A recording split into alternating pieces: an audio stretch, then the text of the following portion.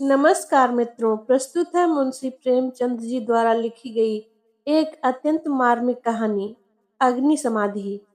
मेरे प्रिय मित्रों, अग्नि समाधि समाज की उस कठोर सच्चाई को दर्शाती है जहां एक स्त्री का आत्मसम्मान सबसे बड़ी परीक्षा से गुजर रहा है। यह कहानी बताती है कि जब समाज न्याय करने में असफल हो जाता है तो एक नारी को अपने अस्तित्व की रक्षा के लिए असाधारण निर्णय लेने पड़ते हैं। आइए जानते हैं कहानी में एक साधारण सी स्त्री कैसे समाज की कड़वी सोच के सामने अग्नि समाधि बन गई। तो चलिए शुरू करते हैं। अग्नि समाधि। साधु संतों के सत्संग से बुरे भी अच्छे हो जाते हैं, किंतु प्रयाग का दुर्भाग्य था कि उस पर सत्संग का उल्टा ही असर हुआ। उसे गांजे, चरस और भंग का चस्का पड़ गया, जिसका फल यह हुआ कि एक मेहनती उद्यमशील युवक आलस्य का उपासक बन बैठा। जीवन संग्राम में यह आनंद कहाँ। किसी वट वृक्ष के नीचे धूनी जल रही है। एक जटाधारी महात्मा विराज रहे हैं। भक्तजन उन्हें घेरे बैठे हुए हैं और तिल तिल पर चरस के दम लग रहे हैं। बीच बीच में भजन भी हो जाते हैं। मजूरी धतूरी में यह स्वर्ग सुख कहाँ। चिलम भरना प्रयाग का काम था। भक्तों को परलोक में पुण्य फल की आशा थी। प्रयाग को तत्काल फल मिलता था। चिलमों पर पहला हक उसी का होता था। महात्माओं के श्रीमुख से भगवत चर्चा सुनते हुए वह आनंद से विह्वल हो उठता था। उस पर आत्मविस्मृति सी छा जाती थी। वह सौरभ, संगीत और प्रकाश से भरे हुए एक दूसरे ही संसार में पहुंच जाता था। इसीलिए जब उसकी स्त्री रुक्मिन रात के 10-11 बज जाने पर उसे बुलाने आती, तो प्रयाग को प्रत्यक्ष क्रूर अनुभव होता। संसार उसे कांटा से भरा हुआ जंगल सा दिखता। विशेषतः जब घर आने पर उसे मालूम होता कि अभी चूल्हा नहीं जला और चने चबेने की कुछ फिक्र करनी है। वह जाति का भर था। गांव की चौकीदारी उसकी मिराज थी। 2 रुपए और कुछ आने वेतन मिलता था। वर्दी और साफा मुफ्त। काम था सप्ताह में सिर्फ एक दिन थाने जाना। वहां अफसरों के द्वार पर झाड़ू लगाना, अस्तबल साफ करना, लकड़ी चीरना। प्रयाग रक्त के घूंट पी पी कर ये काम करता, क्योंकि अवज्ञा शारीरिक और आर्थिक दोनों ही दृष्टि से महंगी पड़ती थी। आंसू यूं पूछते थे कि चौकीदारी में यदि कोई काम था तो इतना ही, और महीने में 4 दिन के लिए 2 रुपए और कुछ आने कम न थे। फिर गांव में भी अगर बड़े आदमियों पर नहीं तो नीचों पर रोब था। वेतन पेंशन थी, और जब से महात्माओं का संपर्क हुआ वह प्रयाग के जेब खर्च की मदद में आ गई। अतएव जीविका का प्रश्न दिनों दिन चिंतोत्पादक रूप धारण करने लगा। इन सत्संगों के पहले यह दंपत्ति गांव में मजदूरी करता था।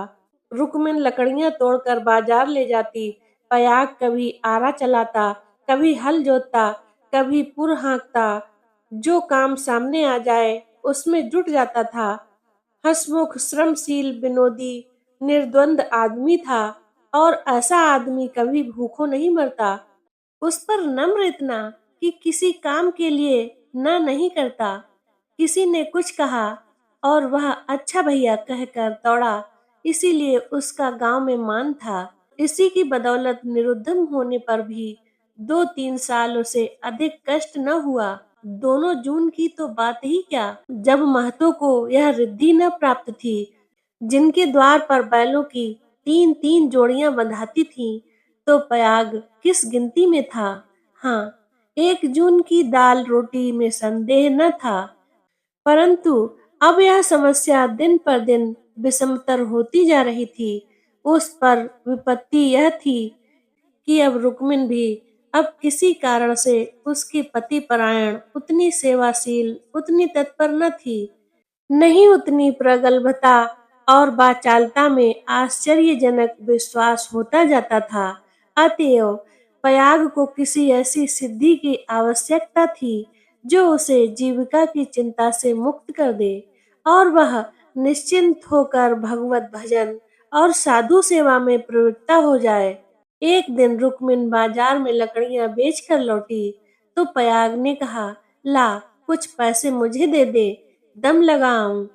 रुक्मिन ने मुंह फेर कर कहा, दम लगाने की ऐसी चाट है तो काम क्यों नहीं करते? क्या आजकल कोई बाबा नहीं है? जाकर चिलम भरो। पयाग ने त्योरी चढ़ाकर कहा, भला चाहती है तो पैसे दे दे, नहीं तो इस तरह तंग करेगी तो एक दिन कहीं चला जाऊंगा, तब रोएगी। रुक्मिन अंगूठा दिखाकर बोली, रोए मेरी बला, तुम रहते ही हो तो कौन से सोने का कौर खिला देते हो? अब भी छाती फाड़ती हूँ और तब भी छाती फाड़ूंगी, तो अब यही फैसला है। हाँ हाँ, कह तो दिया, मेरे पास पैसे नहीं हैं, गहने बनवाने के लिए पैसे हैं, और मैं 4 पैसे मांगता हूँ तो यूं जवाब देती है। रुक्मिन तिनक कर बोली, गहने बनवाती हूँ तो तुम्हारी छाती क्यों फटती है? तुमने तो पीतल का छल्ला भी नहीं बनवाया, या इतना भी नहीं देखा जाता? पयाग उस दिन घर न आया। रात के 9 बज गए। जब रुक्मिन ने किवाड़ बंद कर लिए, समझी गांव में कहीं छिपा बैठा होगा, समझता होगा मुझे मनाने आएगी, मेरी बला जाती है। जब दूसरे दिन पयाग न आया तो रुक्मिन को चिंता हुई। गांव भर छान आई, चिड़िया किसी भी डाल पर न मिली। उस दिन उसने रसोई नहीं बनाई। रात को लेटी भी तो बहुत देर तक आंखें न लगीं। शंका हो रही थी, पयाग सचमुच तो विरक्त नहीं हो गया। उसने सोचा, प्रातःकाल पत्ता पत्ता छान डालूंगी, किसी साधु संत के साथ होगा, जाकर थाने में रपट कर दूंगी।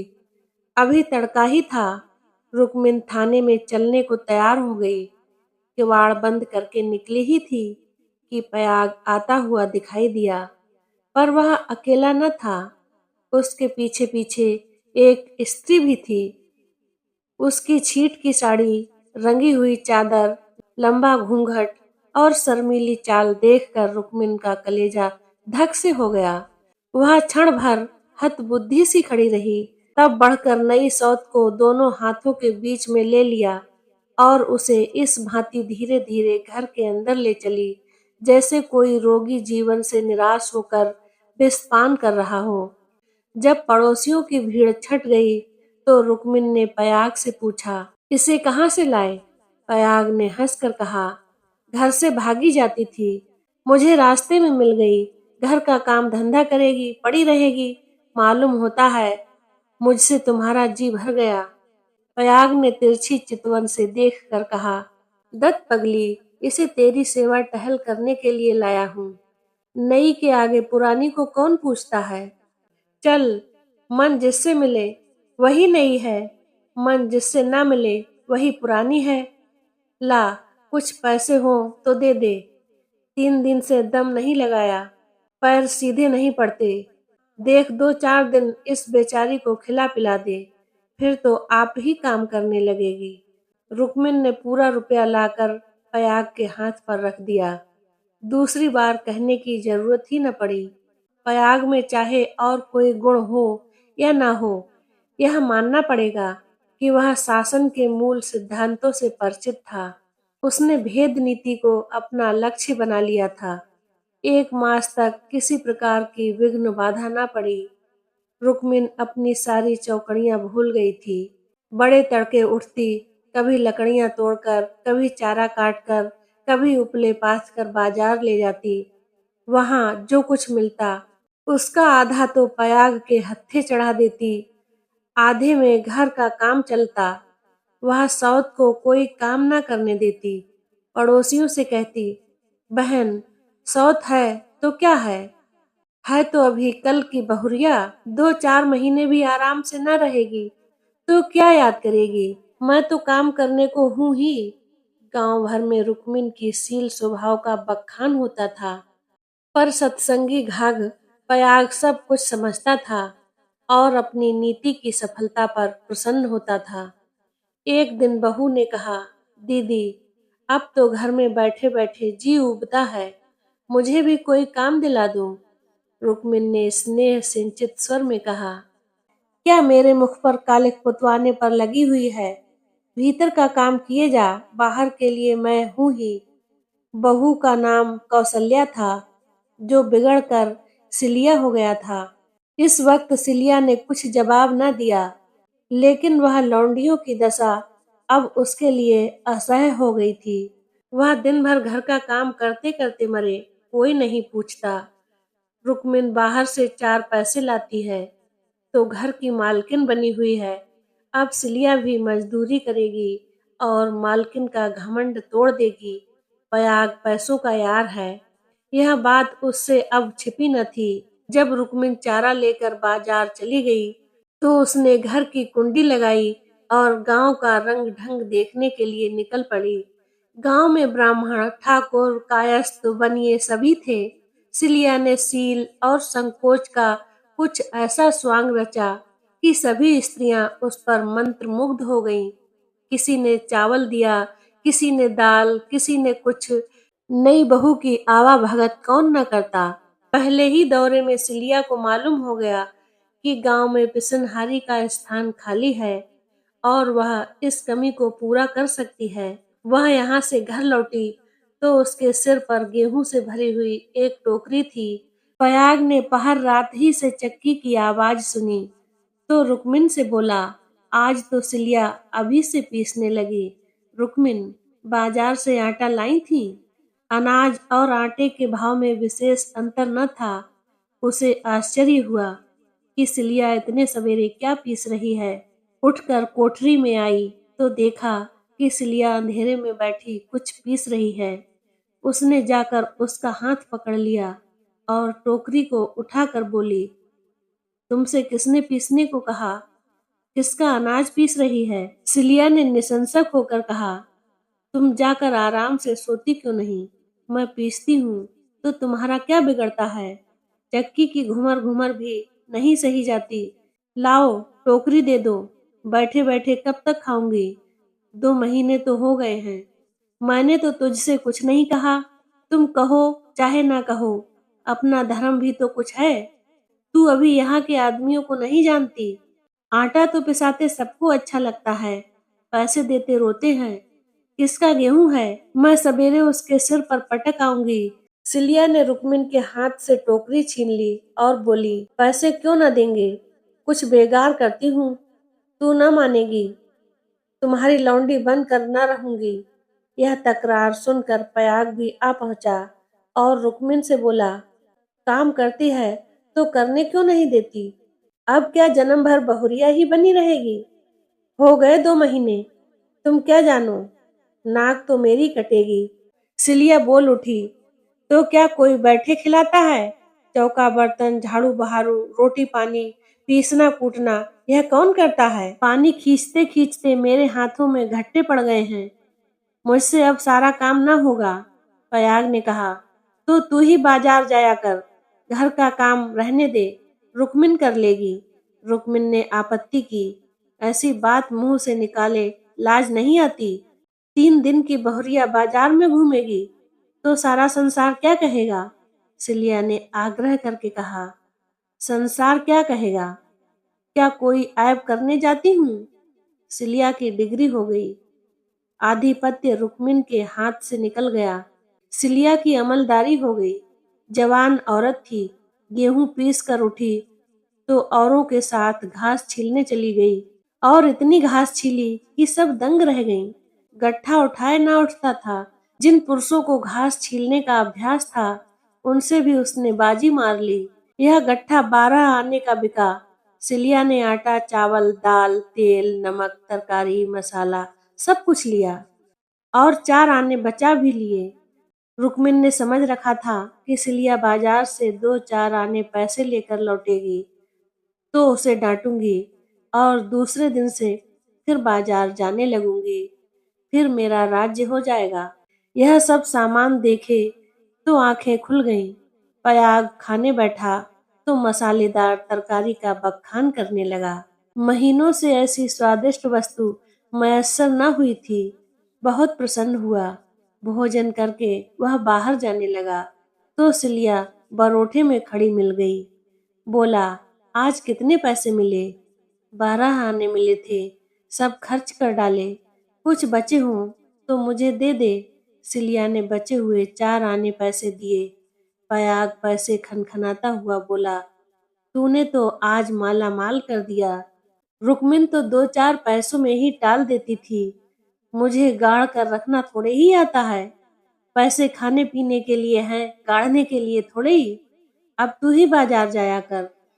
रुक्मिन घर का काम करेगी। रुक्मिन और सिलिया में संग्राम छिड़ गया। सिलिया पयाग पर अपना आधिपत्य जमाए रखने के लिए जान तोड़कर परिश्रम करती। पहर रात ही से उसकी चक्की की आवाज कानों में आने लगती। दिन निकलते ही घास लाने चली जाती और जरा देर सुस्ता कर बाजार की राह लेती। वहां से लौटकर भी वह बेकार न बैठती, कभी सन काटती तो कभी लकड़ियां तोड़ती। रुक्मिन उसके प्रबंध में बराबर ऐब निकालती और जब अवसर मिलता तो गोबर बटोर कर उपले पाथती और गांव में बेचती। पयाग के दोनों हाथों में लड्डू थे। स्त्रियां उसे अधिक से अधिक पैसे देने और स्नेह का अधिकांश देकर अपने अधिकार में लाने का प्रयत्न करती रहती। पर सिलिया ने कुछ ऐसी दृढ़ता से आसन जमा लिया था कि किसी तरह हिलाए न हिलती। यहाँ तक कि एक दिन दोनों प्रतियोगियों में खुल्लम खुल्ला ठन गई। एक दिन सिलिया घास लेकर लौटी तो पसीने से तर थी।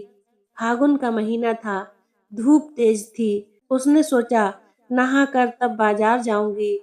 घास द्वार पर ही रखकर वह तालाब में नहाने चली गई।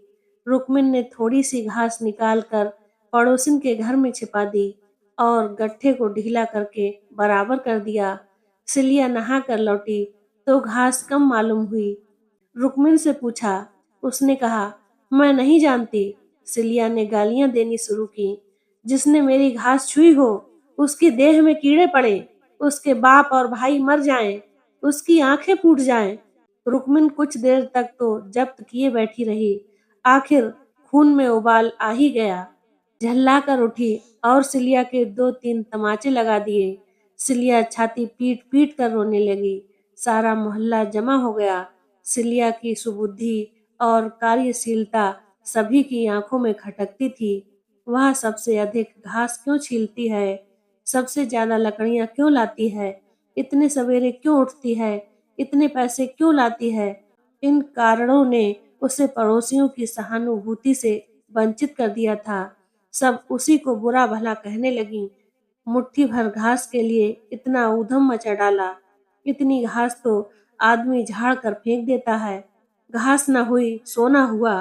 तुझे तो सोचना चाहिए था कि अगर किसी ने ले ही लिया तो है तो गांव घर का ही, बाहर का कोई चोर तो आया नहीं। तूने इतनी गालियां दी तो किसको दी? पड़ोसियों को ही तो दी। संजोग से उस दिन पयाग थाने गया हुआ था।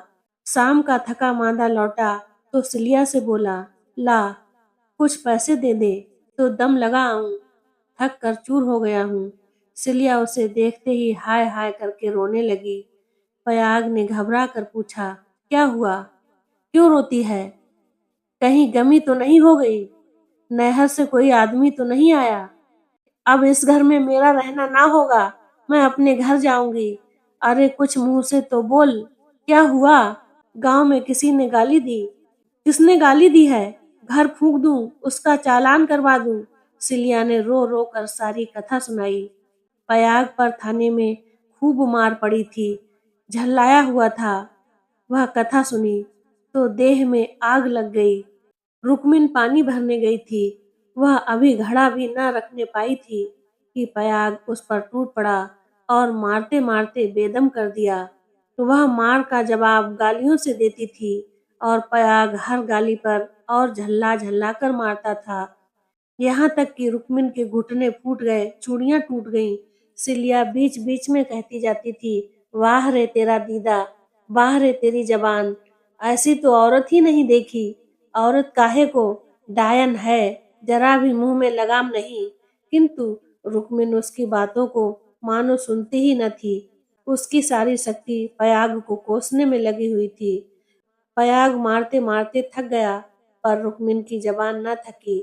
बस यही रट लगाए हुए थी, तू मर जा, तेरी मिट्टी निकले, तुझे भवानी खाए, तुझे मिर्गी आए। पयाग रह रह कर क्रोध से तिलमिला उठता और आकर दो चार लातें जमा देता। पर अब रुक्मिन को अब शायद चोट ही न लगती थी। वह जगह से हिली भी न थी। सिर के बाल खोले जमीन पर बैठी इन्हीं मंत्रों का पाठ कर रही थी।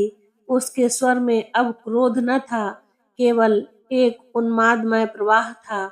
उसकी समस्त आत्मा हिंसा कामना की अग्नि से प्रज्वलित हो रही थी।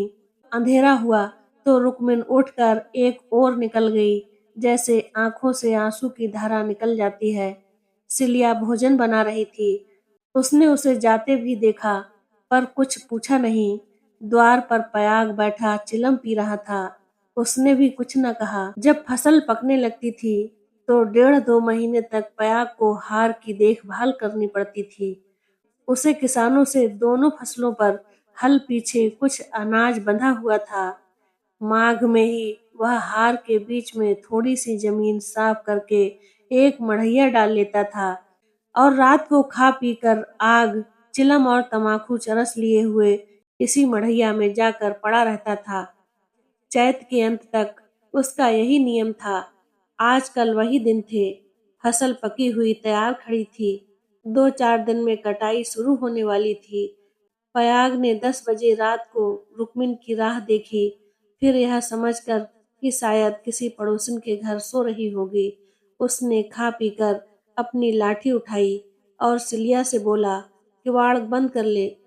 अगर रुक्मिन आए तो खोल देना और मना जुना कर थोड़ा खाना खिला देना। तेरे पीछे आज इतना तूफान हो गया, मुझे न जाने इतना गुस्सा कैसे आ गया। मैंने उसे कभी फूल की छड़ी से भी न छुआ था। कहीं बूढ़ घास न मरी हो तो कल आफत आ जाए। सिलिया बोली, न जाने वह आएगी कि नहीं। मैं अकेली कैसे रहूंगी, मुझे डर लगता है। तो घर में कौन रहेगा? सूना घर पाकर कोई लोटा थाली उठा ले जाए तो? डर किस बात का है? फिर रुक्मिन तो आती ही होगी। सिलिया ने अंदर से कुंडी बंद कर ली। पयाग हार की ओर चला। चरस की तरंग में यह भजन गाता जाता था। ठगनी क्या नैन झमकावे, कद्दू काट मृदंग बनावे, नींबू काट मंजीरा, 5 तुरई मंगल गावे, नाचे बालम खीरा, रूपा पहर के रूप दिखावे, सोना पहर रिझावे, गले डाल तुलसी की माला, 3 लोक भरमावे ठगनी। ठगनी क्या नैना झमकावे, कद्दू काट मृदंग बनावे। सहसा सिवाने पर पहुंचते ही उसने देखा कि सामने हार में किसी ने आग जलाई है। एक क्षण में एक ज्वाला सी दहक उठी। उसने चिल्लाकर पुकारा, कौन है वहां? अरे यह आग कौन जलाता है? ऊपर उठती हुई ज्वालाओं ने अपनी आग्नेय जिह्वा से उत्तर दिया। अब पयाग को मालूम हुआ कि उसकी मड़ैया में आग लगी हुई है। उसकी छाती धड़कने लगी। इस मड़ैया में आग लगाना रुई के ढेर में आग लगाने जैसा था। हवा चल रही थी। मड़ैया के चारों ओर एक हाथ हटकर पकी हुई फसल की चादर सी बिछी हुई थी। रात में भी उसका सुनहरा रंग झलक रहा था। आग की एक लपट, केवल एक जरा सी चिंगारी सारे हार को भस्म कर देगी। सारा गांव तबाह हो जाएगा। इसी हार से मिले हुए दूसरे गांव के भी हार थे, वे भी जल उठेंगे। ओह, लपटें बढ़ती जा रही हैं। अब विलंब करने का समय न था। पयाग ने अपना उपला और चिलम वहीं पटक दिया और कंधों पर लोहबंदी लाठी रख ली। बेतहाशा मड़ैया की तरफ दौड़ा। मेढ़ों से जाने में चक्कर था, इसीलिए वह खेतों में से होकर भागा जा रहा था। प्रति क्षण ज्वाला प्रचंड होती जाती थी और पयाग के पांव और तेजी से उठ रहे थे। कोई तेज घोड़ा भी इस वक्त उसे पा न सकता था। अपनी तेजी पर उसे स्वयं आश्चर्य हो रहा था। जान पड़ता था पांव भूमि पर पड़ते ही नहीं। उसकी आंखें मड़ैया पर लगी हुई थीं। दाहिने बाएं से और कुछ न सूझता था। इसी एकाग्रता ने उसके पैरों में पर लगा दिए थे। न दम फूलता था, न पांव थकते थे। 3-4 फरलांग उसने 2 मिनट में तय कर लिए और मड़ैया के पास जा पहुंचा। मड़ैया के आसपास कोई न था। किसने यह कर्म किया है, यह सोचने का मौका न था। उसे खोजने की तो बात ही और थी। पयाग का संदेह रुक्मिन पर हुआ, पर यह क्रोध का समय न था। ज्वालाएं कुचाली बालकों की भांति ठट्ठा मारकर धक्कम धक्का करती, कभी दाहिने ओर लपकती और कभी बाईं तरफ। बस ऐसा मालूम होता था कि लपट अब खेत तक पहुंची, अब पहुंची। मानो ज्वालाएं आग्रहपूर्वक क्यारियों की ओर बढ़ती और असफल होकर दूसरी बार फिर दूने बेग से लपकती थी। आग कैसे बुझे? लाठी से पीट कर बुझाने का गंवारा न था। वह तो निरी मूर्खता थी। फिर क्या हो? फसल जल गई तो फिर वह किसी को मुंह न दिखा सकेगा। आह! गांव में कोहराम मच गया, सर्वनाश हो जाएगा। उसने ज्यादा नहीं सोचा। गंवारों को सोचना नहीं आता। पयाग ने लाठी संभाली, जोर से एक छलांग मारकर आग के अंदर मढ़ैया के द्वार पर जा पहुंचा। जलती हुई मढ़ैया को अपनी लाठी पर उठाया और उसे सिर पर लिए सबसे चौड़ी मेड़ पर गांव की तरफ भागा। ऐसा जान पड़ा मानो कोई अग्नियान हवा में उड़ता चला जा रहा है। फूस की जलती हुई धज्जियां उसके ऊपर गिर रही थीं, पर इसे इसका ज्ञान तक न होता था। एक बार एक मुट्ठा अलग होकर उसके हाथ पर गिर पड़ा। सारा हाथ भुन गया, पर उसके पांव पल भर भी नहीं रुके। हाथों में जरा भी हिचक न हुई। हाथों का हिलना खेती का तबाह होना था। पयाग की ओर से अब कोई शंका न थी। अगर भय था तो यही कि मढ़ैया का वह केंद्र भाग जहां लाठी का कुंदा डालकर पयाग ने उसे उठाया था न जल जाए, क्योंकि छेद के फैलते ही मढ़ैया उसके ऊपर आ गिरेगी और अग्नि समाधि में मग्न कर देगी। पयाग यह जानता था और हवा की चाल से उड़ा चला जाता था। 4 फरलांग की दौड़ है। मृत्यु अग्नि का रूप धारण किए हुए पयाग के सिर पर खेल रही है और गांव की फसल पर उसकी दौड़ में इतना वेग है कि ज्वालाओं का मुख पीछे की ओर है और उसकी दाहक शक्ति का अधिकांश वायु से लड़ने में लग रहा है। नहीं तो अब तक बीच में आग पहुंच गई होती और हाहाकार मच गया होता। एक फरलांग तो निकल गया। पयाग की हिम्मत ने हार नहीं मानी। वह दूसरा फरलांग भी पूरा हो गया। देखना पयाग, 2 फरलांग की और कसर है। पांव जरा भी सुस्त न हो। ज्वाला लाठी के कुंदे पर पहुंची और तुम्हारे जीवन का अंत है। मरने के बाद भी तुम्हें गालियां मिलेंगी। तुम अनंत काल तक आहों की आग में जलते रहोगे। बस 1 मिनट और। अब केवल 2 खेत और रह गए हैं। सर्वनाश! लाठी का कुंदा निकल गया। मढ़ैया नीचे खिसक रही है। अब कोई आशा नहीं। पयाग प्राण छोड़कर दौड़ रहा है। वह किनारे का खेत आ पहुंचा। अब केवल 2 सेकंड का और मामला है। विजय का द्वार सामने 20 हाथ पर खड़ा स्वागत कर रहा है। उधर स्वर्ग है, इधर नर्क। मगर वह मढ़ैया खिसकती हुई पयाग के सिर पर आ पहुंची। वह अब भी उसे फेंक कर अपनी जान बचा सकता था, पर उसे प्राणों का मोह नहीं। वह उसे जलती हुई आग को सिर पर लिए भागा जा रहा है। वहां उसके पांव लड़खड़ाए। अब यह क्रूर अग्नि लीला नहीं देखी जाती। एकाएक एक स्त्री सामने के वृक्ष से नीचे दौड़ती हुई पयाग के पास पहुंची। यह रुक्मिन थी। उसने तुरंत पयाग के सामने आकर गर्दन झुकाई और जलती हुई मढ़ैया के नीचे पहुंचकर उसे दोनों हाथों पर ले लिया। उसी दम पयाग मूर्छित होकर गिर पड़ा। उसका सारा मुंह झुलस गया था। रुक्मिन उसके अलाव को लिए 1 सेकंड में खेत के डांडे पर आ पहुंची, मगर इतनी दूर में उसके हाथ जल गए, मुंह जल गया और कपड़ों में आग लग गई। उसे अब इतनी सुधि भी न थी कि मढ़ैया के बाहर निकल जाए। वह मढ़ैया को लिए हुए गिर पड़ी। उसके बाद कुछ देर तक मढ़ैया हिलती रही। रुक्मिन हाथ पांव फेंकती रही। फिर अग्नि ने उसे निगल लिया। रुक्मिन ने अग्नि समाधि ले ली। कुछ देर बाद पयाग को होश आया। सारी देह जल रही थी। उसने देखा वृक्ष के नीचे फूस की लाल आग चमक रही है। उठकर दौड़ा और पैर से आग को हटा दिया। नीचे रुक्मिन की अधजली लाश पड़ी हुई थी। उसने बैठकर दोनों हाथों से मुंह ढांप लिया और रोने लगा। प्रातः काल गांव के लोग पयाग को उठाकर उसके घर ले गए। 1 सप्ताह तक उसका इलाज होता रहा, पर बचा नहीं। कुछ तो आग ने जलाया था, जो कुछ कसर थी, वह कोषाग्नि ने पूरा कर दी। तो मित्रों, अगर आपको मेरे चैनल पर प्रस्तुत की गई यह साहित्यिक कहानी अच्छी लगी हो, तो मैं आपसे विनम्र अनुरोध करती हूँ कि मेरे चैनल को ज़रूर सब्सक्राइब करें। साथ ही साथ इसके साथ लगे हुए बेल आइकन को भी दबाएं, ताकि मेरे द्वारा अपलोड की जाने वाली नई-नई साहित्यिक और प्रेरणादायक कहानियाँ सबसे पहले आप तक पहुँचें।